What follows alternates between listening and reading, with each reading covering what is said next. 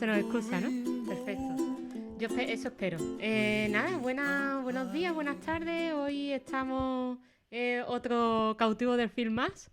Esta vez vamos a hablar de biopic, vamos a quitarle un poco el tema a Pascu. ¿Se me ve la cara o...? Sí, se te ve perfecto. Es que hoy Luis está ciega Luis. Porque le he puesto Yo siempre estoy a ciegas. Le he puesto el iPad, pero el pobre mío no le sale lo que se está retransmitiendo, nada más que ver chat, ¿vale? Así que, bueno, lo siento. Luis, ¿tú te tienes que fiar de mí? Sí, Pascual está preocupado, hemos empezado tarde. Ah, bueno, empezó tarde, qué cosa más rara, vamos, que nosotros empezamos tarde. Estamos esperando que vengan avalanchas de gente. Claro, exacto, sí. No, Bueno. nosotros, yo he puesto la entradilla cuando me he ido a secar pelo. O sea, que así está el tema. Pero bueno, ¿qué le vamos a hacer? Nada, Luis, cuéntame de qué vamos a hablar hoy. Pues sí, vamos a hablar de un tema por culpa de Pascual, que lo propuso. Se acordó de que pues en 2021 hubiera cumplido 75 años el gran Freddie Mercury, que nos dejó muy joven. Uh-huh. Bueno, y como no podemos celebrar su cumpleaños, pues vamos a celebrar su música y el estilo de música. Vamos a celebrar su nacimiento. Su nacimiento, y vamos a celebrar pues todas esas, como hace poco se hizo el biopic de la figura de Freddie Mercury, Uh-huh. con Bohemian Rhapsody, o Bohemian Rhapsody, como diría Gonzalo. Pues vamos a hablar un poco de biopics musicales, es decir, biopicture, es decir, películas. ¿Qué? Biopic es biopicture. Eso Oye, pues suena muy bien, ¿eh? Claro, lo has dicho muy bien. la ¿Por qué gente- no te he entendido? La gente muchas veces me pregunta, ¿qué significa biopic? Pues es biography picture, es decir, película biográfica. Vale. En este caso, musicales, adelantando la charla que tendremos el próximo martes online a las 7:30, organizada por la sede de la Universidad de Alicante, Uh-huh. en la que contaremos con Pascual y hablaremos de... Aquí vamos a hablar de 4, allá hablaremos de 12 películas. 12 películas mínimo, porque son las películas que normalmente habláis cuando hacéis una Efectivamente. charla de este tipo. Ya o sea, haremos un recorrido por los biopic musicales desde los clásicos de los años 50 hasta los más recientes y hablaremos un poco de las óperas rock, sea lo que sea eso, y, Yo me ha dejado muy loca eso, ¿eh? y mencionaremos otro tema que daría para otra charla, que son las películas sobre cantantes y grupos imaginarios, inventados. Ah, Tipo... ponme un ejemplo. Pues, por ejemplo, hay una película de Rob Reiner que es un documental, un falso documental, que se llama This is Spinal Tap. Ajá. Esto es Spinal Tap, el grupo. O, por ejemplo, The Wonders. Claro, The Wonder es verdad que es un grupo inventado. Oh, Se basa un poco claro. en los Beatles y tal, pero creo que eran americanos, ¿no? Sí, en los grupos que imitaban a los Beatles en Estados Unidos. O The Commitments. No sé si te acuerdas de la película No, de esa Commitments. esa sí que no me acuerdo. Una película magnífica de Alan Parker sobre un grupo Hmm. de música irlandesa. Ujú. Y en cierto modo, los Blue Brothers también podría ser una película de este tipo. Claro, porque también los grupos de sí es un... Bueno, aunque esos son reversionan, ¿no? Las canciones de blues, ¿no? Sí, Clásicas. y luego los Blue Brothers, después de la película, sí que han girado por todo el Bueno, mundo. eso sí, durante muchos por años. supuesto. O Los sea, Triunfitos también giraron por... Claro, es un grupo que no existía, pero que gracias a la película existió y empezó a funcionar. Pero Perfecto. Me todo parece eso- estupendo. bueno, y las películas sobre música son infinitas. Lo que pasa es que hemos tenido que centrarnos un poquito. Bueno, sí, ya me contaréis, bueno, lo veré el martes. Recordamos, la charla va a ser online, es el martes, día 11 a las 7:30. Y los datos los tenéis en el grupo de amantes del cine del meetup.com de Ujú. Imajoven. Y allí tenéis la información de cómo acceder, etcétera, ¿vale? Bueno, también podéis meteros en la página de la sede de la Universidad de Alicante, que también tiene esos enlaces a los que os podéis dar de alta y entrar. Y suerte con el intento de entrar. a la Exacto, charla, sí, eso. Esa es otra. Porque no es, Pero no es bueno. complicado, pero sí que es engorroso. Sí, no es complicado, pero no es intuitivo del Exacto. todo. Así que nada. Bueno, cuéntame, la primera película, Luis, para no Sí. tirarnos. Ya voy a poner yo aquí la entradilla de la primera película. La así, primera pum, película. Pum, pum, pum. Pues hemos ido en orden Como cronológico, siempre. como siempre, no en orden temático. Hemos ido en No. orden cronológico y la primera película de la que vamos a hablar hoy es una de las 4 óperas rock que hemos seleccionado. No vamos a adelantar las otras 3 para no hacer spoilers de la charla. Hmm. Y bueno, pues yo quería meter esta puta locura que es Tommy, ópera rock del año 75 a nivel cinematográfico, concebida por los Who, los quién, el grupo británico. Doctor Who. Bueno, sí, es que nos gusta mucho lo de Who. Lo de Who les encanta a estos ingleses. La identidad, ¿no? Entonces, pues Roger Daltrey y Pete Townshend, que son los dos líderes de Who, concibieron esta extraña ópera rock. Una fantasía. Que, bueno, lo más destacado de la película es ver la reacción de Flavia viéndola. Dormida, sí. Bueno, no. Primero dormida, pero luego Bueno, horrorizada, fascinada. No, sí, a ver, la película, lo que me ocurrió con esta película es que, claro, me la pusiste un día que estaba bastante cansada. Entonces, ¿qué pasa? Que la primera parte, que es toda la historia del niño, cuando pierde el padre, luego aparece otra vez por ahí, se lo cargan y todo eso, y se queda el niño sordomudo, etcétera, etcétera. Y ciego. Y ciego. Se queda fatal. Ciega, sorda sí, y tartamuda. Porque le dicen... Esto que has visto, que es terrible, hemos matado a tu padre, la madre y el nuevo marido, no puedes decir nada, ni que has escuchado, ni has visto nada. El niño se lo toma literal. Tal cual, vamos, le hace caso. Es que estoy viendo el tráiler porque es que me parece una fantasía, porque es que el tráiler es loco, vamos. Es la película en sí, el tráiler es vamos, es el videoclip de la película. Exacto. Básicamente. Y mira, acaba de salir Jack Nicholson porque tenemos a una serie de gente... De cameos. Sale Tina Turner, sale Elton John, sale también, como te has dicho, Jack Nicholson y algunos más. Y bueno, es una película que yo creo que es bastante fallida en muchos aspectos, pero que es una película que cualquier cinéfilo y aficionado en general a la música y a la cultura popular tiene que ver para darse cuenta de cómo han cambiado las cosas, no sé si para peor o para mejor, en los últimos 45 años. La película tiene 45 años, pero parece que tenga 4.500. Sí, no pero... porque se haya quedado vieja, sino por cómo han cambiado las cosas. Sí, por cómo han cambiado las cosas, exacto, ¿no? Y lo que se consideraba ahí moderno, ¿no? Es un poco ese tema, ¿no? De que esto estaba a la última de lo último de lo último. Sería un poco así como la música indie, los festivales, la gente de mi generación, ¿no? Cuando empezaron toda esta movida, ¿no? Y esta película es un poco eso. Sí. De tan moderna que es, se ha quedado antigua. Exacto. Efectivamente. Hay que comentar que, claro, en esa época de la música, pues estaban compitiendo un poco el glam, que estaba ya en su última época, y la psicodelia, sobre todo el glam de David Bowie y T-Rex y todos estos grupos, que se ve en la película Velvet Goldmine. Luego también estaba empezando la música disco, que era como la música de la gente, por un lado los pijos y la gente con menos gusto, se supone, ¿no? Sí, el pachangueo. Sí, el pachangueo de la época.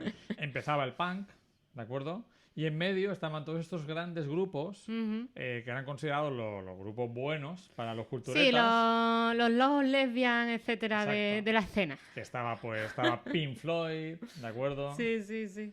Y estaban, por ejemplo, también los Who, por supuesto, ¿no?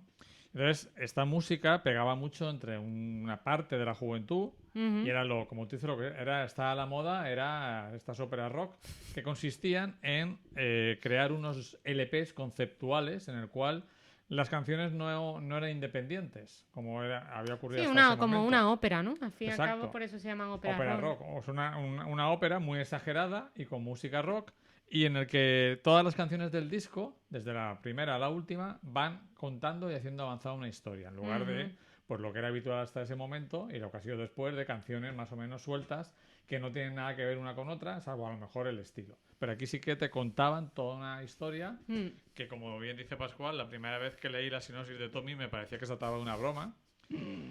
Y... Es que, a ver, la película a mí me parece un poco, pues eso, no, aburrida no, porque no para, pero precisamente por lo trepidante que es, me abruma. Pero sí que es cierto que cuando llega el momento en que el cantante recupera la voz, sí que me parece por lo menos más interesante a la hora de poder disfrutar del cantante de Who cantando sus canciones, ¿no? Y bueno, esa parte final que ya cierra el círculo, ¿no? Y termina con la misma escena con la que empieza, ¿no? Pues sí que, bueno, me parece que termina mejor que cómo se desarrolla la película, ¿no? Exacto. Yo creo que, hombre, las óperas te pueden gustar o no, pero algo cargantes son también. Hombre, claro que sí. Es que tiene todo lo del género de... Uy, me ve aquí como... Sí, tiene las gafas empañadas. ¿Qué ha pasado? No sé. Ah, vale, es que las tengo empañadas y encima se me refleja la luz y parece que tengo aquí como algo Sí, de... un vaho debajo. Exacto. ¡Qué bueno! Bueno, pues eso, que las óperas sí que son totalmente exageradas, ¿no? Exageradas, Y lo cargantes. que se quedan de las óperas, al fin y al cabo, no es la ópera entera en sí, la ópera clásica, sino las arias o los momentos de turno, que en Hmm. este caso podrían ser algunas de las Aquí canciones de pasa la... igual, aquí con Tommy es una película de momentos, igual que las óperas, ¿no? Por ejemplo, Mm, la canción de I'm Free mm, es una de las grandes. La canción Pinball Wizard, la que mm. canta Elton John. Toñón. Es que me parece maravilloso cómo sale en Toñón aquí. O Elton John sale con sea, unos zapatos gigantes, sí, totalmente gafas. caricaturesco y Sí, sí. la forma, o sea, también me parece muy interesante o por lo menos que se estrujaron mucho la cabeza de cómo hacer esos efectos especiales con Hmm, juegos de cámara, con juegos de escala, ¿no? hmm, En el vestuario, en los decorados. hmm, Eso sí que me parece muy de apreciar porque seguramente sería la primera película de estos Who hmm, en el cine o por lo hmm, menos su primera experimentación visual, ¿no? Audiovisual. hmm. Y bueno, sale bien parado, pero ya te digo, en detrimento de lo que perdura en el tiempo, ¿no? Sí, no, lo que ocurre un poco lo que comentábamos. Es una película de momentos, como la ópera, donde destacan esas, podrían ser esas áreas, esos temas principales. Y yo creo que la película, a nivel técnico y a nivel de visual y de dirección, es donde tiene su parte potente. Está Mm, ahí Ken Russell, que es un director muy loco, que hizo muchas películas enloquecidas de los años 60 y ujú, 70. Y lo que más flojea es el guión, porque es un guión escrito por estos dos músicos que realmente lo que quieren es pues hacer una sátira de la Inglaterra de posguerra con la revista que interpreta a Oliver Reed, el padrastro que coge cualquier fenómeno nuevo, pues se mete ahí, se mete en los resorts de vacaciones, se mete en los prostíbulos y se mete luego en el mundo del éxito del ujú. pinball, ¿no? Sí, sí, sí. Y al final ellos salieron bastante contentos, los Who, porque lo que querían era transmitir esa locura de la Gran Bretaña de los años 60, ¿no? Ujú, Y bueno, hay óperas rock mejores, por ejemplo, El Muro de Pink Floyd es bastante superior, además con una historia mucho más sólida. E incluso El Fantasma del Paraíso, que exactamente no es una ópera rock, pero es una película que también tiene una trama más sólida. No son tramas perfectas, pero el juego es una locura y se salta de un tema a otro de una manera totalmente alocada. Pero creo que es una experiencia que cualquier cinéfilo aficionado a la música rock y interesado en cómo era aquella época tiene que ver, porque es lo que los americanos llaman una cápsula del tiempo. sí, eso sí, ¿no? Y además, ya te digo que es súper de agradecer que los Who se dedicaran tanto primero a hacer Mm, esta especie de producto mm, cerrado, como en un disco, mm, con su historia cerrada, etcétera, ese tipo de experimentaciones, ¿no? Dentro del rock, y luego bueno, que lo plasmaran en una película, ¿no? mm. Eso, por supuesto, que me parece interesante de esta película y de esta obra, ¿no? Yo quise, para terminar con Who, si no tienes nada más que decir, No, tengo nada comentar que de decir. tres cosas. Por un lado, la participación de Anne Margaret, como la madre de Tommy, Ah, sí, cierto. que ella era una actriz que venía del cine hollywoodiense más ñoño, tipo Sandra Dee, Ujú. con música. Ella cantaba muy bien, era una gran cantante y bailarina, pero siempre de papeles muy ñoños. Y aquí, en los 70, hace una transformación. Ya había hecho Conocimiento Carnal, también con Jack Nicholson. Y cambia esa imagen de virginal con Ujú. una mujer mucho más sexual y papeles mucho más arriesgados. La escena en la que ella se baña con el capitalismo, con todo lo que escupe la televisión, escupe el chocolate, el champán, las alubias, las beans que come la reina.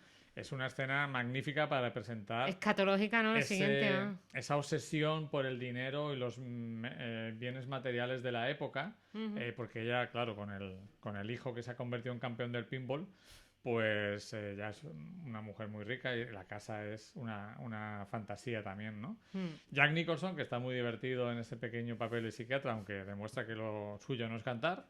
No, además le obligan a cantar porque lo podían haber doblado o haber hecho Mm, otra cosa, ¿no? Como hacen, por ejemplo, con otra de las películas que vamos a ver, porque mm, Dennis Quaid, por ejemplo, en la de bolas de fuego sí que no canta él y se nota perfectamente.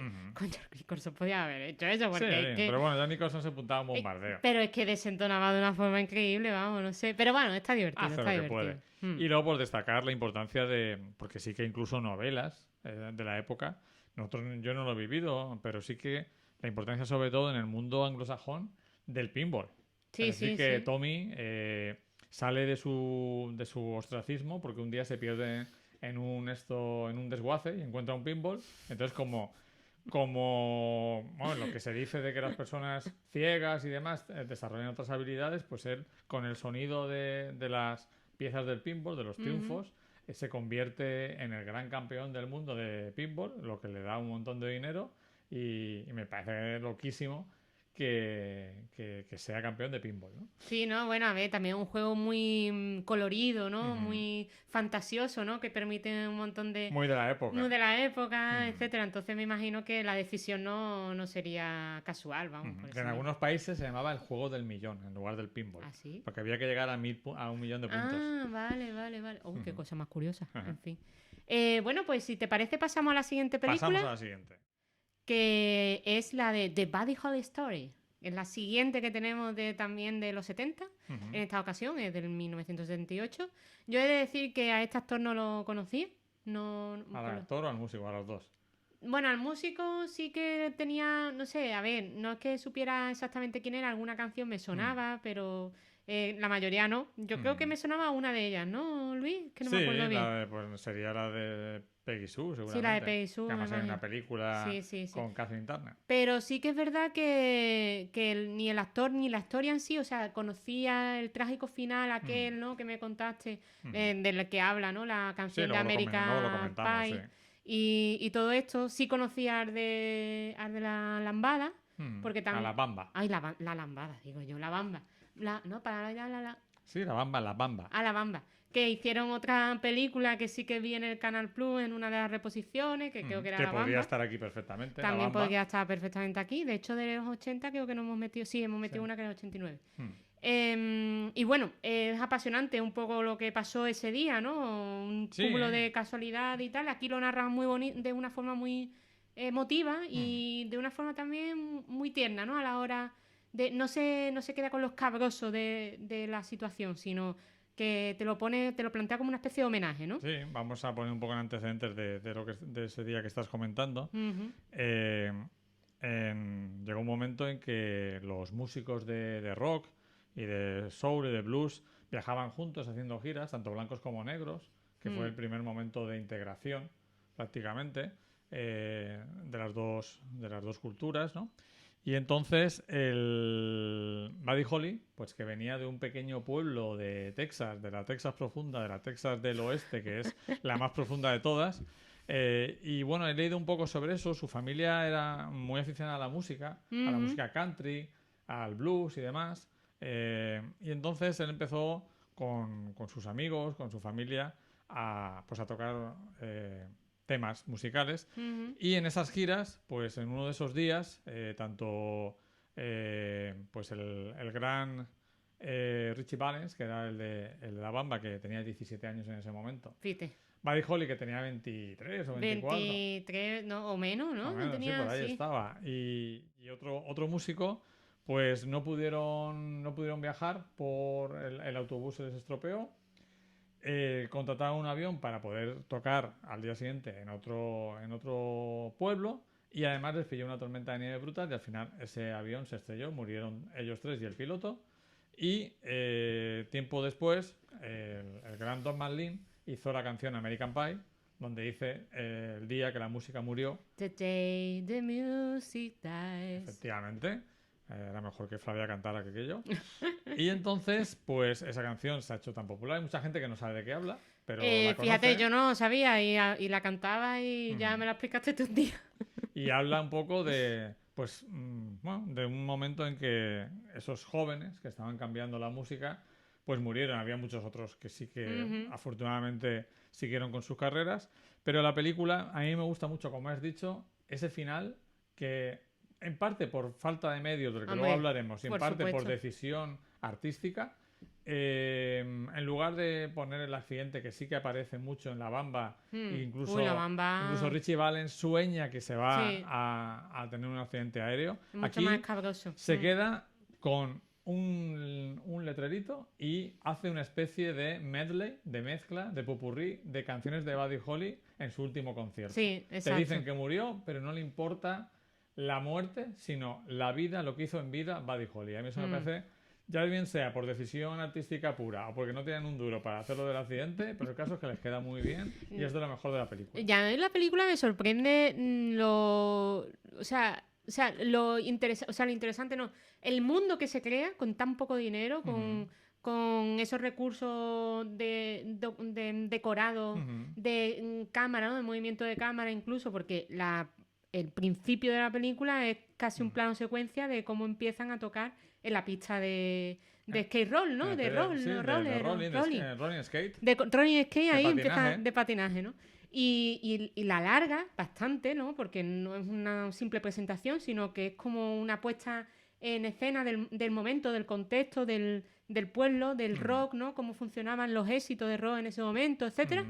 Y que dura, pues por lo menos, pueden ser 20 minutos, o por lo menos 15, y no le importa. O sea, se pone ahí, no tiene prisa de que los músicos estén probando primero, luego cantan otras, etcétera.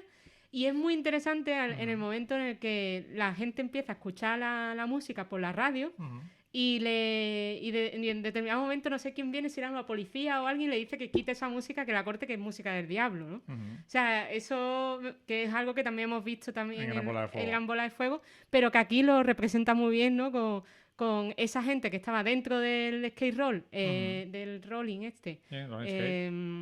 flipando en colores, la gente que estaba afuera escuchándolo también flipando en colores, y sin embargo el sistema no quiere cortarte que no escuche esa música porque es del diablo, ¿no?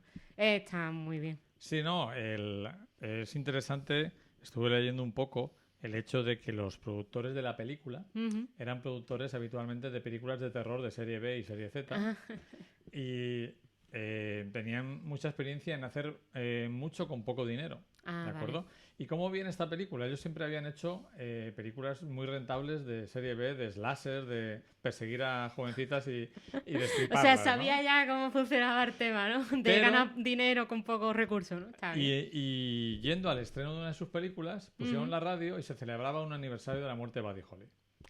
Y estaban poniendo los temas en la radio en el camino al estreno. Y todos empezaron a hablar de cómo les gustaba Buddy Holly y cómo lo habían olvidado, porque hacía ya mucho tiempo, que hacían 20 años que había muerto, pero en su infancia habían escuchado a Buddy Holly. Y dijeron, ¿por qué no hacemos una película sobre su historia para que las nuevas generaciones, ahora que los años 50 empiezan a estar de moda otra vez con Gris, claro, es el mismo año de Gris y demás, ¿por qué no hacemos una película? Y la produjeron. Y es un ejemplo, como tú bien dices, de cómo ambientar muy bien y meterte. Yo creo que la primera escena es magnífica porque te mete en el ambiente. Es como si tú te metieras en esa pista de patinaje a escuchar a un músico que no conoces que no mucho, tienes ni idea de quién es. Que es descubrir un músico que no conoces y que te gusta en directo, es maravilloso. Y es una de las pocas películas donde, como tú bien dices, he visto 2 o 3 minutos de probar el sonido. Exacto, es que es muy loco. Probando la gente a su bola y nada más empezar, en lugar de cantar un tema, que es lo típico, el tema famoso, uno importante, no, cantan 3 o 4 y van enseguida a uno de los temas importantes de la película, que es, igual que en Gran Bola de Fuego, son blancos haciendo música de negros, por tanto música del demonio, que hace bailar a las muchachas blancas de una manera asalvajada, lo cual es el paso previo a que tengan sexo. Creo que preocupaba a las familias blancas de bien en aquella época. Y yo destacaría a un actor que tuvo muy mala suerte, tuvo un accidente de moto que le desfiguró la cara, malas decisiones, problemas familiares, que es Gary Busey, que muchos lo recuerdan, el protagonista. Ah, vale. El que hace de Buddy Holly, que lo recordarán muchos por su papel en Le llaman Buddy, ¿de acuerdo? Que es el policía y demás. Un actor que también salía en El Gran Miércoles, la película de surf de ese mismo año. Iba para estrella absoluta, pero se quedó en la nada por varias cosas que le sucedieron, que creo que aquí está magnífico. De hecho, aquí está muy bien. Fue nominado al Oscar ese año, que se lo llevó Jon Voight por El Regreso. Y bueno, creo que si quieres lo puedes comentar. Sí. Que es una película que mezcla muy bien lo que es la música y su vida. Sí, la verdad es que está muy equilibrada en ese sentido. Y también es una cosa muy curiosa, no sé si del actor o del propio Buddy Holly, de que parecía totalmente una persona, un freak, Sí. un estudioso, Un nerd. un nerd, Con sí, las gafas. con las gafas esas gafas de pasta, etcétera, que no tiene pinta de una estrella de rock, tiene pinta de un niño bueno, ¿no? O Iba a sea, la iglesia, no tomaba drogas. sí, exactamente. Era como. Sí, iba para pastor, vamos, en vez de para estrella de rock, ¿no? Y eso también me parece muy interesante con la última película de las que vamos a hablar hoy, que es la de. Gran por el fuego. No, la otra. Beyond the Sea. Beyond the Sea, ¿no? Que tiene una frase muy interesante de la gente, ¿cómo era la frase? La gente escucha lo que ve, La ¿no? gente escucha lo que ve, que es muy Exacto. importante la imagen de cuando te subes al escenario. Exacto, ¿no? Que bueno, en este caso, pues parece ser que las apariencias importan, chicos. Pues sí, y destacar también el hecho de que aunque él no se drogaba, quería mucho a sus padres, era muy familiar, acudía a la iglesia con sus padres, sí que tuvo marcó una línea, ¿no? Marcó una línea que es, yo quiero hacer esta música, si lo entendéis bien, si no, también, pero esta música es la que a mí me gusta y si me da igual que sea de negros o de blancos, y marca dos líneas muy raciales, es decir, se pelea porque quiere tener a músicos negros a su lado. Sin ningún problema. Exactamente, sí. La discográfica le dice que está haciendo música de negros y él dice que es música. Y luego también se encuentra con el rechazo de amigos y familia cuando se casa con una puertorriqueña. Exacto. El que es el típico blanco de Texas. Blanquito, blanquísimo, vamos. Y bueno, y religioso, ¿no? Porque de algo decían de la iglesia también al principio de la película. Sí. Y bueno, el trágico. Bueno, lo que le ocurrió a Buddy Holly es un poco similar a lo que ocurrió con el Titanic, ¿no? Sí. Una tragedia sirvió para establecer un proceso, ¿cómo se dice? Es una normalización. Sí, un protocolo, exacto, un protocolo de actuación cuando alguien pierde a un ser querido por un hecho, pues un accidente o etcétera, ¿no? En el caso del Titanic fue que no se usara el canal de emergencia cuando estabas en alta mar, sino que se usara uno distinto porque la gente, en vez de esperarse a la catástrofe en sus casas o intentar, en sus casas no, en sus camerinos, camarotes. los camarotes, la gente seguía mandando mensajes banales por los canales de radio y sin poder llamar a la llamada de la seguridad de socorro. En este caso, lo que ocurrió es que la mujer de Buddy Holly se enteró de la muerte de Buddy Holly por la tele. En vez de enterarse por las autoridades competentes, etcétera. ¿Y eso qué provocó? Pues provocó que perdiera al hijo que estaba esperando, ¿no? Desde entonces, el protocolo es primero comunicárselo a los familiares y luego ya se le ha visto bueno para anunciarlo en la tele o lo que sea, ¿no?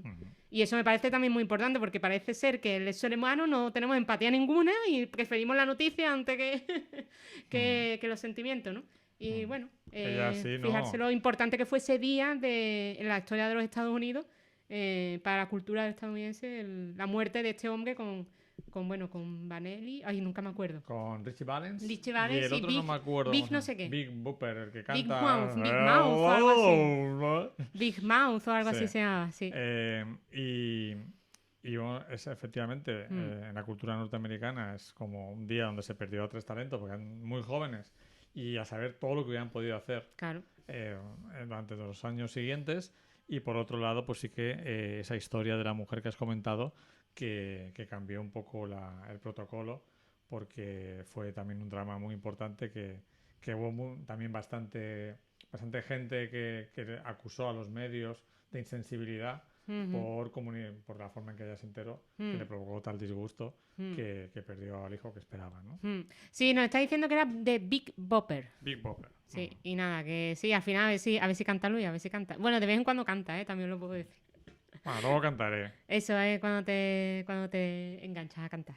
La pasamos a la tercera película, Gámbola de Fuego, la ochentera de nuestro cuarteto de hoy. Es una película que se nota que es de los 80 porque además es la típica recreación de los 80 de los 50, ¿no? Como Regreso al Futuro y 40.000... Bueno, yo me recuerdo también otra de una que era de un carro rojo, ahora no me acuerdo cómo se llama. Que el chico tenía un carro rojo. Un carro. Ah, sí. Sí, pero ahora no me acuerdo cómo American era. Flyer American en Flyer, inglés. sí. Pues esa también recreaba los Hay un 50 de esa montón. forma. Chico Bueno, Celestial. una barbaridad. Muchísimas películas. Lo que yo te comentaba cuando la estábamos viendo. Que en los 80 yo era un adolescente y para mí mi música era lo mismo. Rick Astley o no sé, o Queen, que la música de los 50. Sí. Porque todo estaba conviviendo en el cine y en la radio. Además, cualquier película ambientada en los 50 era algo comercial. Claro. Sí, es una cosa muy parecida a lo que está pasando ahora con la nostalgia ochentera, ya que los directoras que fueron niños o que fueron niños, adolescentes, los 80, ahora hacen cine, ahora tienen ya los medios, el dinero para hacerlo, por tanto hacen cine de los 80, que está pasando ya con los 90. De cuando eran de su infancia, de su juventud, ¿no? Sí. Y nada, cuéntame, ¿de qué va esta Gran Bola de Fuego? Gran Bola de Fuego está dirigida por Jim McBride, que es el director, por ejemplo, de la película Sin Aliento, con Richard Gere. Es un director que viene del underground, del cine más experimental, y que aquí hace su película más comercial. Cuenta con 2 estrellas muy importantes de los 80, como es Dennis Quaid, que era una de las grandísimas estrellas de los años 80, El Chip Prodigioso y muchas más, que, como tú bien dices, no canta él y muchas veces tampoco toca el piano él, ¿de acuerdo? Hay que decir que se nos había olvidado que en Buddy Holly que los 3 componentes del grupo no sabían tocar instrumentos ni tampoco eran grandes voces, pero es una de las primeras películas de Hollywood así potente en el que los cantantes, o sea, los actores cantan y tocan, que no era lo normal. Era más habitual como aquí en Gran Bola de Fuego. Claro, que es como que ahí empezó como el tema de las estrellas de acción a saber artes marciales, ¿no? Exacto. Y bueno, ya en muchas otras películas musicales a cantar, ¿no? Porque sí que es verdad que en la de Freddie Mercury también hacen como una especie de composición de la voz del actor de Rami Malek con la de Freddie Mercury, ¿no? Eso, bueno, la riqueza que da eso es la verosimilitud, ¿no? De la película. Puesto que en esta, por ejemplo, tiene un gran problema de verosimilitud, que de hecho te lo comenté desde el principio, no solo ya por el personaje de Dennis Quaid, sino por el de Winona Ryder. Sí, tuvimos un debate importante sobre la verosimilitud y sobre lo que el público espera en cada momento, o sea, cómo percibe el público las películas. Entonces, la película nos presenta a Dennis Quaid, que en ese momento el personaje tendría unos 23-24 años, Dennis Quaid era bastante mayor, pero eso no es lo que más llamó la atención de Flavia, sino que su prima, Winona Ryder, en uno de sus primeros papeles importantes, porque llevaba haciendo películas desde el 86, pero esta que es del 88, se rueda en el 88, pero se estrena en el 89. Y Winona Ryder, cuando hace la película, tiene 17 años e interpreta un papel de 13. ¿De acuerdo? Que tampoco está tan alejado, ¿no? Lo que pasa es que en esos años se cambia mucho. Sí. A lo mejor si alguien hace un papel de 35 teniendo 40, pues es mucho menos importante. Pero claro, el tema es que la película muestra una relación. Sabéis que el personaje de Jerry Lee Lewis se casó con su prima sin estar divorciado de su primera mujer, aunque ya tenía una segunda. Se casó con su prima, que ya raro, y encima que tenía 13 años. Es que lo de Buddy Holly es anecdótico comparado con este chico, vamos. Entonces, ¿qué ocurre? Que, claro, si cogían a una actriz de 13 años, hubiera sido un poco incómodo, porque hubiera sido repetir el modelo. Entonces cogen a alguien que ya tiene más edad. ¿Y qué ocurre? Pues que se exagera un poco lo infantil la actuación, que es, ¿no? La actuación, ahí con el chicle y demás. Pero bueno, la estética de ella. Pero bueno, yo creo que por un lado, posiblemente una chica de 13 años, de los años 50, en un pequeño pueblo de Mississippi, creo que es, pues a lo mejor sí que era así de ingenua, de ñoña con el chicle y demás. Además, hay una escena en la que se está ella riendo con sus amigas, que sigue siendo la edad del pavo de cualquier edad de ahora. Claro, ¿no? Vale, entonces a mí no me chocó tanto, también porque, no sé, yo acepto. Tú toleras mucho más. Yo tolero esas cosas. Porque creo que al final las expectativas del público, como digo, van cambiando. Tu reacción no hubiera sido la misma si la hubieras visto en el 89 y menos todavía si fuera una película de los años 50. Eso viene a un debate que tuvimos hace tiempo con mis estudiantes sobre la película Enterrado, Buried, La de Rodrigo Cortés, que me decían mis estudiantes, tanto americanos como españoles. Qué bien hace Ryan Reynolds de un tío que está enterrado vivo. No como en la película aquella de Roger Corman, de no me acuerdo cómo se llama, que también entierran a un tío vivo. Y yo decía, ¿has conocido a alguien que haya estado enterrado vivo? ¿Y que lo haya contado? ¿Cómo sabes cómo actúa? Claro, entonces... la verosimilitud, al final es una cuestión de piel, de sensación. Ves algo y te lo crees o no te lo crees. Tú no te lo creíste y yo no le di importancia. Entonces... No sé, yo es que no me pareció que ese personaje estuviera en la misma... En el mismo momento de espacio físico que el de ¿cómo se llama? Jerry Lee Lewis. No me parecía al mismo nivel, ¿sabes? No sé. Es que no está al mismo nivel, eres un adulto y ella es una niña. Sí, pero aunque fuera un adulto o una niña, yo seguramente esa relación que se casaron, etcétera, aparte ya de, o sea, de si hubo abuso sexual o no lo hubo, que seguramente sí, etc, etc, etc, no creo yo que ellas se comportaran tanto como una niña, ¿sabes? He visto otras películas con relaciones escabrosas de gente menores, Lolita, o puede ser también esta de... La de los 70, el guión está basado en una novela de esa niña. Ah, fíjate, el guión nos dice David. Sí. Pues mira, interesante también saber ese detalle. Pero es que no sé, ¿no? El comportamiento de ella Has dado la clave, Flavia. Una cosa, has dicho, en otras películas he visto tal. Al final, mi idea sobre todo esto es que cuando vamos a ver una película, esperamos que las películas se parezcan a otras películas, a cómo son las cosas en otras películas, no a la vida. No tenemos ni idea de cómo es esa niña. por supuesto no lo comparo con la vida, ¿no? Por supuesto, porque a saber cómo se comportarían esas personas, si eso era así, no era así. Pero es que eso es lo que no me importa. A mí ¿cómo es? El rigor de una película para nada me importa. Lo que sí me importa es que esa niña esté bien retratada y no parezca un peluche o yo qué sé, una muñeca tonta. Porque no creo que fuera una muñeca tonta. Sí, está claro. Sí, yo te entiendo perfectamente. Yo hago una reflexión más allá algo como una reflexión de metacine, ¿no? Que al final el espectador de cine normalmente ha visto muchas películas ya y al final muchas veces lo que nos creemos es cómo nos han presentado esas cosas en la historia del cine, más que como la veríamos en la vida real. Y también lo que le pasa al comportamiento de Winona, que a lo mejor en ese momento no se veía tan extraño, etcétera, es que durante mucho tiempo a las chicas nos decían que la forma en la que teníamos que comportarnos para ser sexy es como seguir siendo un poco niñas, ¿no? Y puede ser que también mi visión de vaya tela, cómo se comporta esta tía en los años 50 o esta actriz intentando interpretar a esta chica, pues lo haga así, ¿no? Es lo que me chocó. Pero bueno, también es interesante lo que nos cuenta Pascu, de lo que la verdad sorprende la tibieza del comportamiento de los padres.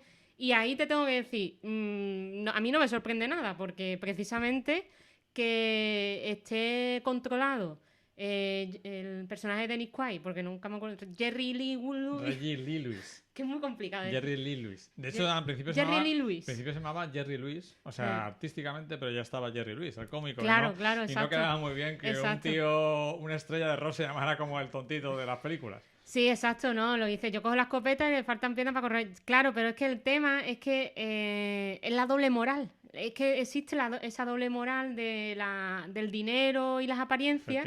Y que en este sentido, pues la madre, en cuanto ve, de hecho, a Jerry liándose con la hija, porque los pillan de vellón, ella se sonríe, porque ya sabe que va a tenerlo mucho más enganchado para que le siga dando dinero, para que siga viviendo allí con ellos y ellos sigan, pues, su vida. Y sobreviviendo, porque al final es de lo que se trata. Yo creo que la tibieza de la que habla Pascual, al final yo creo que en la película es una clarísima crítica a lo que está comentando Flavia, porque hemos visto antes cómo cuando le dan el primer cheque de $40,000 a Jerry Lee Lewis, lo primero que hace la madre es abrir el bolso para decirle, porque habían acordado el 50%. Entonces, ella, o sea, esos padres anteponen el beneficio económico de seguir teniendo a Jerry Lee Lewis en su casa, y como dice Flavia, si se casa con una chica más enganchada todavía, que el proteger a su hija. Exacto, que a la hija le da igual, o sea, es que y además me parece que lo hace muy bien, que sea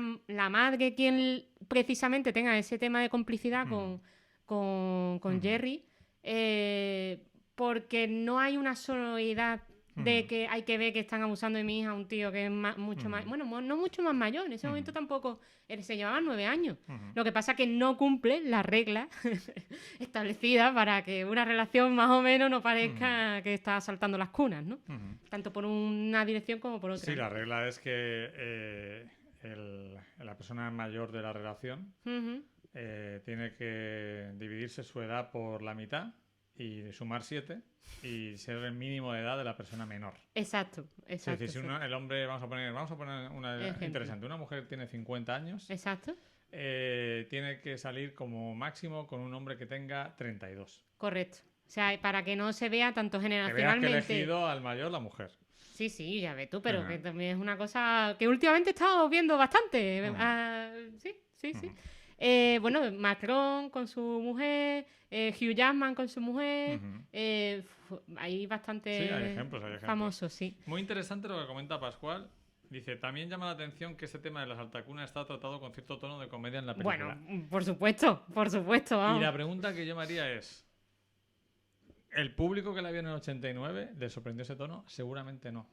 Claro que no. Porque el tono va sorprendiendo conforme vamos evolucionando en los aspectos sociales. Entonces, en aquel momento, yo creo que la película lo que más quiere mostrar, y por eso quizás la representación como niña, es que precisamente a Jerry Lewis lo que le pone es lo niña que es. Claro. Porque él ya ha tenido muchísimas historias sexuales y demás. Entonces, muestra, yo creo que la película, en lugar de juzgar la relación, lo que hace es mostrar cómo se vivía en aquella época. Sí, normalidad con la que esa cosa que ahora nos parece lógicamente terrible, que es ese saltacunas, en aquel momento seguramente a la gente del pueblo sí les escandalizaba. Pero si detrás había un dinero, se corría un tupido velo. Pero sin embargo su carrera se vio truncada precisamente por este hecho, ¿no? Sí, o sea, es que me parece un poco extraño que se la tome a risa el tono de la película. Sin embargo, es el motivo por el que no, se lo toman ligero. Sí, ligerito, bastante ligero de casco. De hecho, la forma de comportarse de él es también muy cómica, ¿no? Sí. La exageración que tiene ante las cosas, ¿no?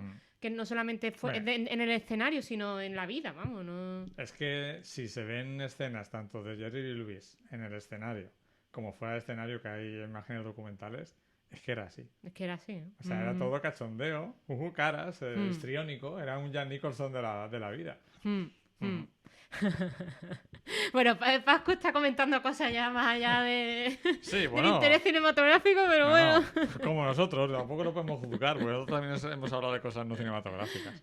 Bueno, una película con ese punto lúdico de los años 80. Las películas de los 80, las películas comerciales... Pero terrible para verla con gafas violetas. Exacto. Las películas de los 80 se le pueden acusar de muchas cosas. Las películas comerciales, me refiero a Hollywood. Le puedes acusar de ser despreocupadas, de no tener gafas violetas, de tal. Pero hay una cosa que nunca se les puede acusar a las películas de los 80 de ser aburridas. No, aburridas no son para nada, vamos. De hecho, me encanta el comienzo con la juerga esa de los negros en el... Que hacen twerking los negros. Exactamente, eso es que querías introducir el tema del twerking, ¿vale? El twerking. Están haciendo twerking en los 50, o sea, es muy 40. Ah, claro, los 40 porque eran de los pequeños, eran chavales, sí. Vamos, muy fuerte. Así que nada, Enar Álvarez, mira esta película. Tienes que mirar a las negras del barrio negro, donde va Jerry Lewis con su primo, que es un pastor evangélico, que es Alec Baldwin.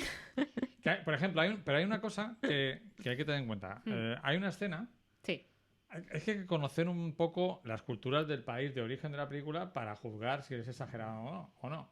Yo cuando vi la película... ¿Qué te molesta que te diga que eso es exagerado? No, es que voy a otra cosa. Vale. Yo cuando vi la escena de Alec Baldwin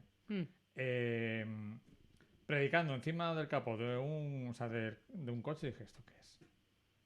Es que están colgados. ¿Qué locura es esto? Pero luego vi una película, que es una película de tipo documental de John Huston, que se llama Sangre Sabia, que es una crítica a los predicadores, y es que iban por las calles subiéndose al coche, contando sus cosas y compitiendo, porque luego llegaba otro en la acera de enfrente y soltaba sus cosas. Y es que era así. El liberalismo, Luis, que es así de... No, pero es que... El liberalismo en las religiones. Al final, al final es un negocio, como todo, ¿no? Hombre, por supuesto. Y más, o sea... ¿Dónde lo vimos? ¿Fue en esta película? No, en la de Valley Holly, ¿no? Sí. Que ponía las métricas de Sí, asistencia. vimos, exacto. Es que eso fue buenísimo. Yo tengo una cosa que no sé si es buena o mala, que cuando yo estoy en una película, mis ojos se van al fondo. O sea, en lugar de ver a los actores, veo cosas del fondo. Y me fijé que cuando Buddy Holly está con su familia en la iglesia, ponían una especie de panel. Una pizarra. Una pizarra donde ponían cuántas personas habían asistido ese día a la iglesia y cuál era la media de asistencia del último mes y del último año. Es que muy fuerte, vamos. O sea, estaban haciendo ahí las KPI de negocio, las estaban haciendo y ahí. Controlando quién va y quién no va. Hombre, exacto, por supuesto. Y señalando a quién no va.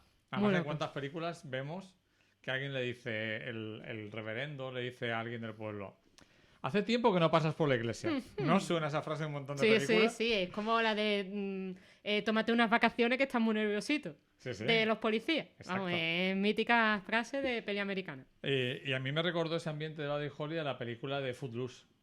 Ah, claro, sí, Footloose, sí. Muchos años después, Por pero... cierto, y también a mí me ha recordado el ambiente de esta película, del Gambo, la de Fuera Bola de de Fuego, a la película esa que vimos de... No, la serie, ¿no? Película. Sí, película de Netflix, del Diablo de El Diablo a todas horas. El Diablo a todas horas. Ese ambiente de también de iglesia, de pueblo, etcétera, y de predicador por ahí, de actores en las calles, porque al final parece más un actor que otra cosa, ¿no? Sí, ese también me lo recuerdo bastante. En resumen, que las películas americanas muchas veces parecen muy exageradas en la descripción de la vida cotidiana, pero es que muchas veces son así. Sí, Ellos muchas veces son así. Son peor, vamos, incluso, vamos, ya lo vemos cada semana en el programa de John Oliver, con varios presentadores americanos que tú me dijiste en el último. Es que es así, o sea, si cuando nos vemos las películas nos parece exagerado, pero es que en la realidad es más exagerado todavía, ¿no? Pues así son, pero bueno, ¿qué le vamos a hacer? Efectivamente. David nos cuenta una cosa, dice, el tono ligero creo que viene por el hecho que quiera ser una película comercial y porque la historia es desde sus puntos de vista de los dos protagonistas de esa relación. Claro, sí, está claro. Efectivamente, el punto de vista de una película es muy importante, a veces se nos olvida quién está contando la historia. Claro. Es una película donde es muy importante cómo ven el mundo Jerry Lee Lewis, sobre todo, y cómo lo ve el personaje de Winona Ryder, ¿no? Entonces, se lo toman todo un poco a la ligera, porque en realidad son gente muy joven, ¿de acuerdo? Winona Ryder era muy joven, Jerry Lewis, o sea, Dennis Quaid era más mayor, pero está interpretando a un tío de 23 años. Sí, en ese momento. Entonces, que gente un poco descerebrada también. Sí, exacto. Entonces, hay que tener en cuenta eso. Sí. Yo es que no me acuerdo cuando tenía 13 años, pero sí, totalmente. Bueno, si te parece, pasamos a la última película, que también está más o menos ambientada en esta época, o sea, aunque es del 2004, pero bueno, es el proyecto personal de Kevin Spacey, del malolgado Kevin Spacey. Bueno, no se ha muerto. Pero... No se ha muerto, pero bueno, está malolgado, se ha muerto para la industria. Pero lo han matado. Lo han matado. Es Beyond the Sea, es una especie de homenaje que le hace al cantante crooner Bobby Darin. Que se hizo, vamos, una de sus canciones más famosas es una versión, porque en este momento los crooners hacían versiones de cualquier... Parece que las canciones iban en el mar y ellos iban pescando las canciones, ¿no? Y las iban cantando. Sí, era otra época, es decir, muchas canciones las componían compositores que muchas veces trabajaban en dúo, uno hacía la letra, otro la música, y las vendían a las casas de discos. La casa de discos decía, pues esta canción me parece que es buena para la voz de tal. Y el tipo o la tipa cantaba la canción como podía cantar otra, o sea, no. Vamos, eran todos como que era más que la propia canción, era la persona, ¿no? El cantante, lo que muchas veces molaba. No sé. Y muy interesante tener esta película en esta lista, porque hemos visto en Tommy las grandes bandas de rock que actúan ya en grandes estadios, de la que nombra el propio Bobby Darin cuando ya llega a los finales de los 60 y dice, esto está cambiando ya. La gente no va a los clubs, sino que va a grandes estadios. Tenemos el rock. Y luego tenemos el rock and roll de los 50, ese ambiente de pequeño pueblo donde se plancha el disco y se lleva a la emisora de radio de la acera de enfrente y en el mismo día te conviertes en alguien muy famoso. Y aquí tenemos otro ambiente, que es el ambiente de los nightclubs, de los crooners, de estas grandes voces tipo Frank Sinatra, Pierre Como y todos estos cantantes magníficos de la época. Y Bing Crosby, toda esta gente. Que como comentamos, yo hubiera sido feliz si hubiera sido alguien que hubiera vivido en esa época y hubiera tenido dinero para ir cada noche a un concierto en un club de Las Vegas. Sí, sí, por O sea, yo supuesto. me hubiera vamos. ido todos los días. O sea, hoy voy a ver a Dobby Darin, Hoy hoy a voy a ver a Elvis. Frank Sinatra, hoy a ver Ajá. a Barbara Streisand, Está claro. a Neil Qué Diamond, ¿no? guapo. O sea, hubiera sido para mí la vida perfecta, ¿no? Pues sí, sí, sí. Y vemos un poco la historia de este personaje que viene de orígenes humildes, italoamericano. Ujú. Muy divertido cómo se pone el nombre de Bobby Darin. Sí, por lo visto por un cartel mandarín de un chino, de Mandarin Duck. Un cartel de un restaurante chino al que le fallan las luces. Exactamente, o sea, En lugar de un cartel Mandarin, viejote, Darin. un cartel viejote. Mandarin, Darin. Porque le decían que su nombre real no iba a ningún sitio. Sí, no, además, claro, el sesgo en este caso de origen de italiano, pues claro, ya estaba Frank Sinatra, ya tenías a Sinatra, no era plan de hacer Sinatra otra suena copia. bien, pero Pesotto creo que era. Casotto o algo así. Casotto, además, con Robert Walden Casotto, o sea, horrible, sí, ¿no? sí. Y bueno, es un superviviente. Murió con 36, 37 años. Sí, bastante joven. Pero a los 10 años le dijeron que le quedaba Que nada. a los 15 iba a morir, vamos, A que los mucha suerte que tuviera 15, que cumpliera 15 años. Contrajo una enfermedad que era muy frecuente en la época, que era una infección vírica que te atacaba a los pulmones y al corazón, que era la fiebre reumática, Ujú. que se llevó por delante muchísima gente en aquella época. Mm. Pero él, en cierto modo, gracias a la música, le compraron una batería, una guitarra, y la música Le salvó. le salvó, Mm. porque él lo dice, ¿no? Cuando canto es como si que gano vida y me olvido de todo, ¿no? Ujú. ¿Y qué te parece cómo reinterpreta a Kevin Spacey, que hizo la película porque era un gran admirador y porque todo el mundo le decía que se parecía, y es verdad, Es verdad, mucho se parece bastante. al, Además estaba igual de calvo. al Bobby Darin? ¿Qué te parece cómo recrea la historia y cómo salva el obstáculo de ser un tipo que ya tenía 45 años y tiene que interpretar a alguien desde los 15 Vamos, a los que 36? no llegó a tener 45 años. Exacto. Bueno, a ver, eso sí que se nota bastante. Bueno, es que no es que se note bastante, es que realmente los crooners ya son personas viejas, ¿no? O sea, en sí ya la estética Como Fred crooner... Astaire, ¿no? Que siempre Sí, fue viejo. pues de hecho Frank Sinatra cuando fue eso, también Fred Astaire, Frank Sinatra tienen cara de viejo desde con 20 años, ¿no? O sea, eso no hay problema. Así que eso lo solventó bien.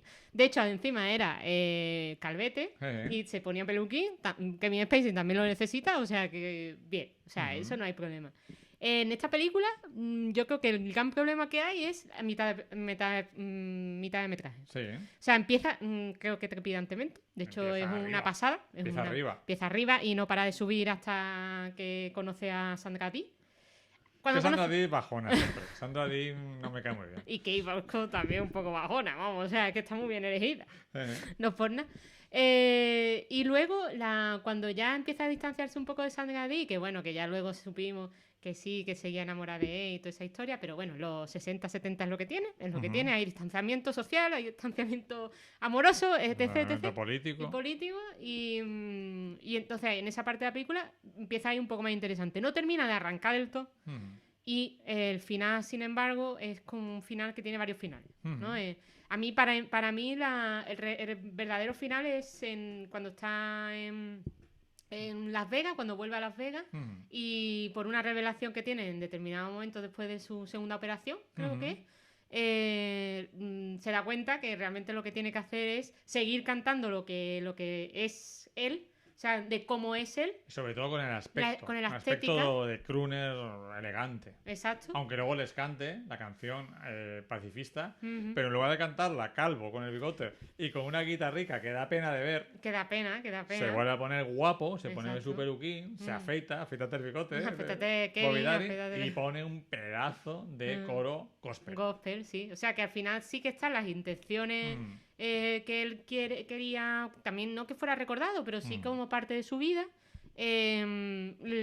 Lo hace de otra manera. Lo hace de una manera en la que otro partido político Exacto. de este país debería de haber hecho, pero no lo hace. Y pero dando espectáculo, que es lo que la gente busca. Exacto. A mí me resulta una película con personajes secundarios muy entrañables. Su hermana, que luego hay una revelación sobre su hermana. El cuñado, que tiene una relación de amistad que a mí me emociona. Sí, con el cuñado. Porque el cuñado podría tener un cierto desazón, incluso envidia por ser segundón, pero no, o sea, él pasa de eso, lo quiere incondicionalmente, que es como hay que querer a la gente la quieres incondicionalmente, no la quieras. Sí, no, está claro. Y al final, el personaje del manager. Sí, el de John Goodman. John Goodman, que está ahí siempre también, incluso cuando no cree en lo que está haciendo Bobby Darin, porque no cree en esa etapa hippie, él está ahí apoyándole porque hay un vínculo, ¿no? No cree en su etapa hippie, sin embargo nos dimos cuenta luego que fue uno de los productores principales del cambio del New Hollywood, ¿no? Sí, sí. O sea, muy fuerte. Produjo películas como Easy Rider, Mi vida es mi vida, la Five última Easy película... Pieces. Porque era amigo de Bert Schneider, que era el hijo del dueño de la Columbia, y que este Bert Schneider podía haberse ido a su piscina a vivir de rentas y le dijo a su padre, mira, el cine que haces, ese cine que haces de Camelot y esas cosas, eso ya no le gusta a nadie. Yo te voy a hacer películas que te van a dar dinero. Y cumplió su palabra. Sí, sí, totalmente. Y además, bueno, esta película tiene un juego muy interesante que no sé si les termina de salir bien o mal. No sé, porque también no sé si es la primera película de Kevin Spacey. No sabemos si canta realmente. Yo creo que sí, David. Yo creo que sí. Creo que es que además era tan aficionado a Bobby Darin que además Kevin Spacey sabemos que sabe cantar. Sí, sí, sí. Entonces, bueno, no sabemos si la voz en sí la imita, la llega a imitar, pero sí que como gestualmente es tan parecido y lo tiene tan estudiado, vamos, para mí totalmente es Bobby Yo creo Darin, que sus vamos. amigos le dijeron, deja de imitar a Bobby Darin en todas las fiestas, ya la peli. Exactamente, exactamente. Está muy pesado, ok. Vete a hacer la pelilla de una vez y te quedas tranquilito. Y bueno, tiene un comienzo que es lo que más recordaba. Yo esta peli la vi en su momento, la vi solamente una vez, creo que el The Screener, así que imagínate. Pero es que el comienzo me marcó. O sea, ese plano secuencia muy parecido al de uno de los nuestros, porque entra, ¿no?, por mitad de la cocina, ¿no?, en este caso del Copacabana, pero bueno, luego nos damos para cuenta... Para cantar Mac the Knife. Exacto, para cantar Mac the Knife, y nos damos cuenta de que en ese momento están rodando una película, que es la película que rodaron sobre la vida de Bobby Darin. Entonces, él está rodando una película sobre Bobby Darin, que encima está en ese momento rodando la película sobre su vida. Juego de espejos. Por eso, al principio, pensamos que no está rompiendo la cuarta pared, que estamos viendo la película y está viendo al fantasma de él de niño. Pero realmente es el actor, Bobby Darin, haciendo de Bobby Darin, que ve al actor niño que hará de él de pequeño. Sí, sí, exacto. Entonces me parece que es muy inteligente en ese aspecto, porque ya ahí Kevin Spacey supera la barrera de la diferencia de edad.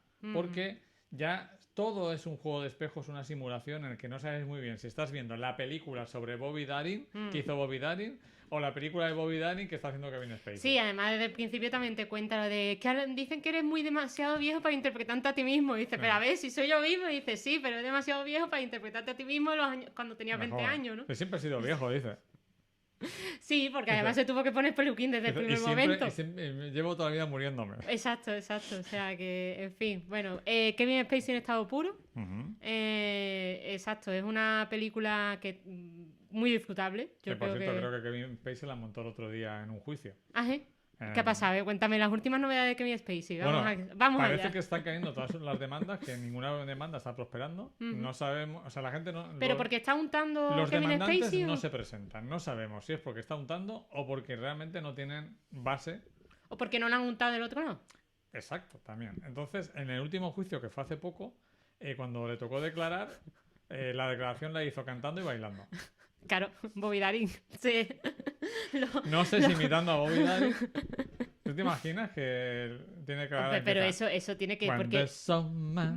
Pero escúchame, pero entonces ¿qué hizo? ¿Como una especie de rap o algo así? O sea, cantó su vida... O sea, su vida... Cantó lo que tenía que decir, imagínate, señoría, no conozco a esa persona, nunca le he tocado, pero cantando y bailando. Pero escúchame, ¿y eso no lo han grabado? Es que no sé si la sesión Yo quiero esa cinta. era privada. O sea, que eso que tiene no sé que ser si había cámaras o no, pero sí que ha trascendido me imagino que sería por el jurado o por alguien. Es que en España sí retransmiten los juicios, en Estados Unidos no. En Estados Unidos no todos, dependiendo de las circunstancias. Pues hay que buscarlo por internet a ver si está por ahí, porque eso tiene que ser maravilloso. Yo leí la noticia, pero no sé si hay imágenes. Vale. Eso hay que buscarlo.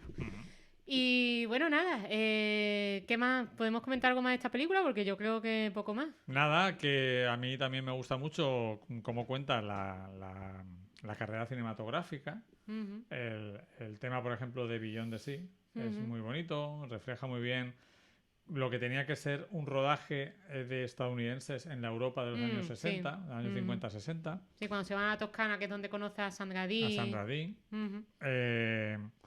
Me hace mucha gracia el personaje de la madre de Sandra Dee, que Ujú. también es un poco lo que Greta hablábamos, Scacchi. Scacchi, que es un poco lo que hablábamos del tema de Gran Bola de Fuego, que al principio se opone a la boda y a la relación, pero luego cuando ve que puede reportarle más fama, Mm. y hay un momento súper divertido, que está Sandra Dee con su perrito, y le dice la madre, siéntate. Ujú. Y no sabemos si se lo dice al perrito o a Sandra Dee. Exacto, ¿no? La trata como un perro, O a como los su dos. mascota, o como, sí, como al final es Mm, como su muñeca moldeable, ¿no? mm, En fin, un poco también la crítica de esos padres mm, que quieren convertir a sus hijos en artistas y mm. sí, su forma de ganarse la vida. Un poco también como la hija de, o sea, la madre de Winona Ryder en la película de Bola de Fuego con el Exacto. personaje de Nick Quaid, ¿no? Y una cosa que me gusta también de la película es que, aunque la hace un enorme admirador de Bobby Darin, Kevin Spacey no obvia los momentos o las partes más oscuras del personaje. Por ejemplo, toda la secuencia de después de la noche de los Oscars, que se comporta Bueno, como un auténtico gilipollas. ya ves. Y Sandra Dee se lo dice, yo llevo aquí 20 años haciendo cine, nunca me han nominado a los Oscars. Llegas tú y haces 2 películas, te nominan al Oscar, que ya es un super premio, y Mm, estás cabreado porque no te lo han dado.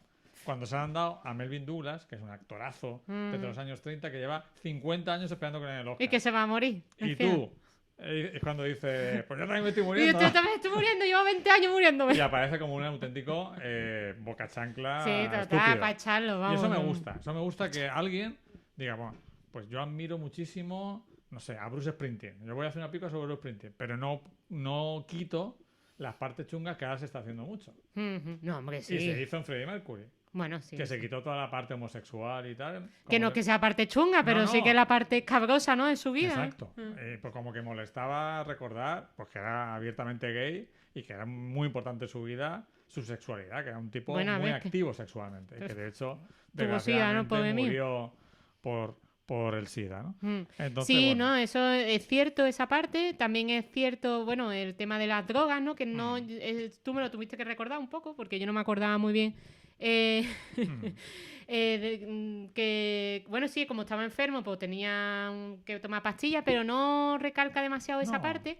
Y también hay una parte que es la relación con su hijo y la dominación a Sandra Dee, que se la mm, quiere llevar a todos lados, que le importa bastante poco la carrera de ella mm. y que ella realmente se queja y con razón de que no le está dejando desarrollarse profesionalmente. Eso también se ve, aunque me hubiera gustado que se hubiera no recalcado más, pero sí que el personaje de Sandra Dee hubiera sido un pelín más fuerte. Claro, lo que pasa es eso que Pero a Kate como Bosco es que ya se queda... la peli se hace un pelín larga, Se ve hacer larguilla. entonces claro, si tienes que contar Es demasiado protagonista, Bobby Claro. Darin, demasiado es que protagonista. Kevin Spacey es demasiado es una protagonista. película sobre Bobby Darin, no sobre Sandra Dee. Sí, pero hay películas de otro tipo, o sea, de biopics y tal, que no se centran tanto en el personaje Está del nombre. enamorado. O ¿Qué? sea, Kevin Spacey estaba enamorado de Bobby Darin. Si hubiera Está todo podido, se hubiera enamoradísimo. acostado con él. Bueno, ¿Te imaginas? seguramente. Dos personas casi iguales. Seguramente. En fin. Por ahí anda además un vídeo en YouTube de la comparación de la película, de la escena de la película de la vida de Bobby Darin con las escenas donde se recrea esa película en la película de Beyond the Sea. Y muy interesante de ver también, está por ahí por YouTube. Ya os la recomendamos. Y nada, Luis, ¿algo más que contar sobre Kevin Spacey? No, que... ¿Has visto la última House of Cards? No. Pues yo tampoco. A mí me...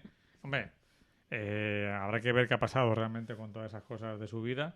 Pero a mí a nivel artístico, pues la verdad es que es un actor al que echo de menos. Porque Ya. me parece un actorazo.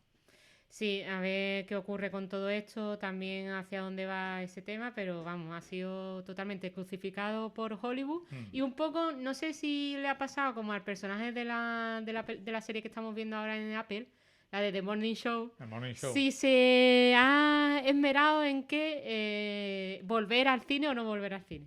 No sé qué actitud está tomando y me gustaría saberla. Me gustaría saber qué papel está interpretando Kevin Spacey en su vida real. ¿Y qué está haciendo estos años? ¿Estará escribiendo su memoria? ¿Qué estará haciendo? ¿Qué hace? Ahora que no, Kevin Spacey, ¿qué están haciendo? ahora que no trabaja, ¿qué hace? con Igual su que me vida? encantaría saber qué está haciendo Jim Hammond.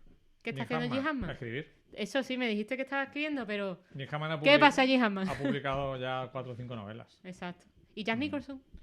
Jack Nicholson está malito, por lo Jack visto, ¿no? Nicholson sé menos. Por lo visto, está malito. Tiene problemas, sí, tiene problemas de salud. Va mucho a los Knicks y eso. Sí. Bueno, no, a los Knicks no sé si a los Knicks o a los Lakers. A los Lakers. A los Lakers, ¿no? Lakers, Sí, sí. ¿Cómo se llama? El negro, de todo. Spike Lee. El negro. El negro, Spike Lee. En fin. Bueno, pues nada más, Luis. Emplazar a... Eso, el martes que viene. El próximo martes, Pascu, ¿quieres hacer promoción de tu serie. de tu charla? No, simplemente eso, comentar que tendremos el martes a las 7:30 la charla con estas películas y 8 más, completando pues ese recorrido a algunos, solo a algunos, porque son muchos, biopic musicales. Pues sí, nada, muchas gracias, Luis, por venir hoy a hablar de estas películas. Invitarme también por enseñármela, que no tenía ni idea de algunas. La de Beyond the Sea es la única que había visto. Y nada, espero que el martes tengáis una muy interesante conversación con Pascu y podamos elegir las mejores películas de biopics musicales y óperas rocks. Pues sí, a ver cuál sale elegida, que bueno, al final es una excusa para hablar de estas películas. Y nada, dentro de 15 días volveremos, esta vez creo que hablando de precisamente Jack Nicholson. Jack Nicholson. El jovencito Jack Nicholson con... No, jovencito no. No, Jack Nicholson a través del tiempo. A través del tiempo. Exacto, un recorrido por sus películas desde los años 70 hasta el siglo XXI. Correcto. Así que nada, ya veremos al Tito Jack, a ver qué tal se Muy porta. bien. Bueno, hasta la próxima. Hasta luego.